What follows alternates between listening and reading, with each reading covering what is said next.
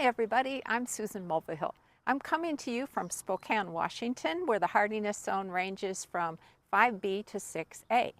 Now I thought for a change of pace, it would be fun to talk about flowers this week.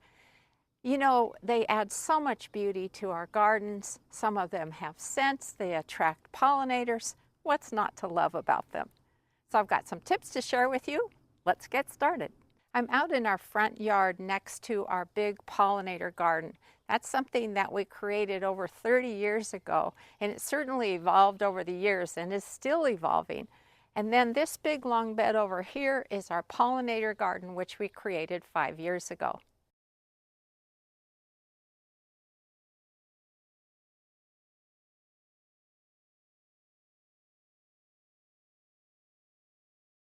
Since it's springtime, I thought it would be fun to start out with peonies because they are just starting to bloom here in Spokane. In this bed, I have several herbaceous peonies, and I just have to share this one, which is already blooming. The variety is Red Charm, and we first saw it at Wisley Gardens in England back in 2018. They were trialing it at that time, and I immediately fell in love with them. I got a plant from an online source, and this is its first year to bloom. Aren't the flowers amazing? This is another herbaceous peony called Sarah Bernhardt, and it has pale pink blossoms and a fabulous scent. Peonies will come back year after year.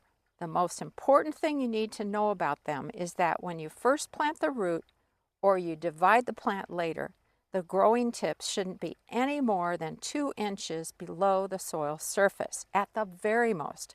Any lower than that and the plants will not bloom for you.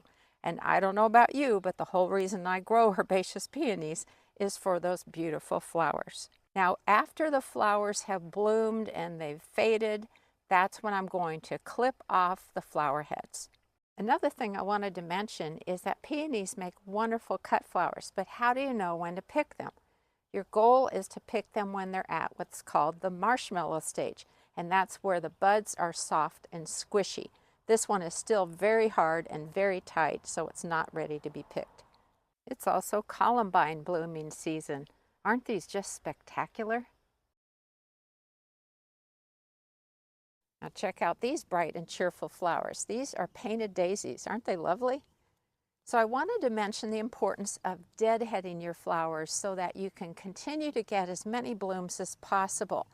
So what deadheading means is that after a flower has finished blooming, you clip it off. And I usually clip it off to just above the top foliage. If I were to leave the spent flowers on, the plant will focus its energy on creating seeds rather than having more blooms.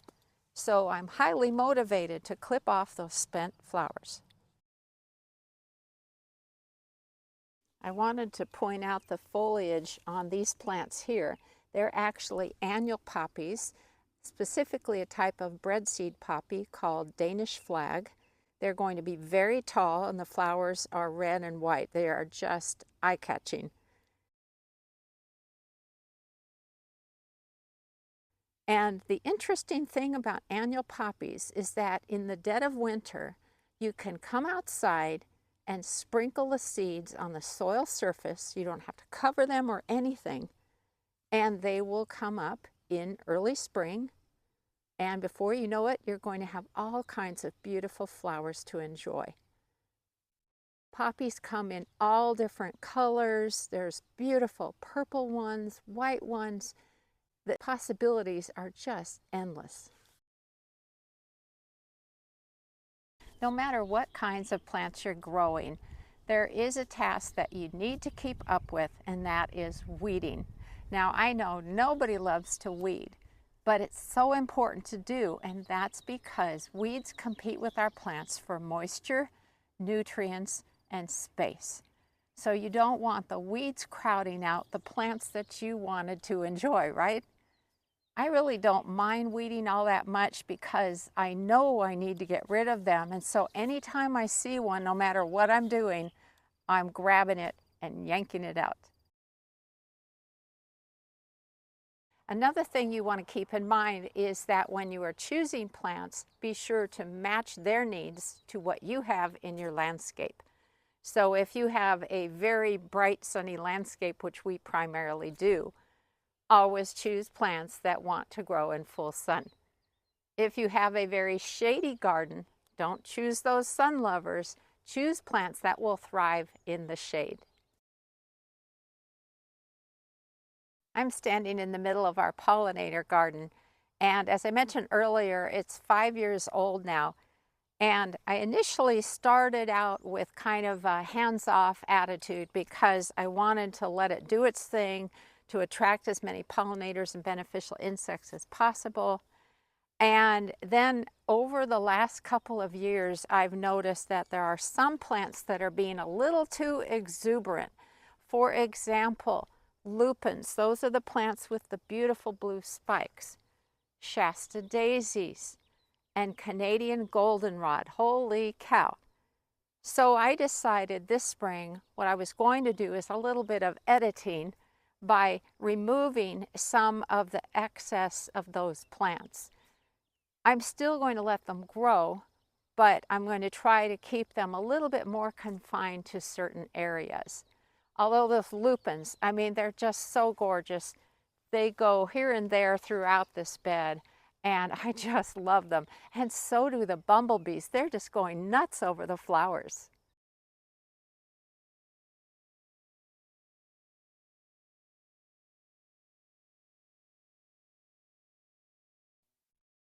I should also mention, though, that as soon as each lupin flower stalk is finished blooming, I am definitely deadheading them because the last thing I need is a whole bunch of lupin seeds all over the bed. Another tip I have for you is to be careful where you plant your flowers. I've been having a problem with Gloriosa daisies. I am crazy about them. They're so easy to grow. Their flowers are so cheerful. But they easily spread from their seeds. In this garden, mine started blocking the sprinklers, so I had to pull up a bunch this spring so that wouldn't happen again. And the other thing that I wanted to mention about Gloriosa daisies is that I always leave their seed heads in place so that the birds will have the seeds to eat during the winter. So it's kind of my own fault, but I just watch for problem areas and make sure that I remove any seedlings from in front of sprinklers so that I don't have that problem. Okay, that's all my tips for today. So what kinds of flowers are you growing? I would love to know, so put them in the comments down below this video. And if you haven't already subscribed to my channel, please do. Thanks so much for watching today, everybody. Happy gardening.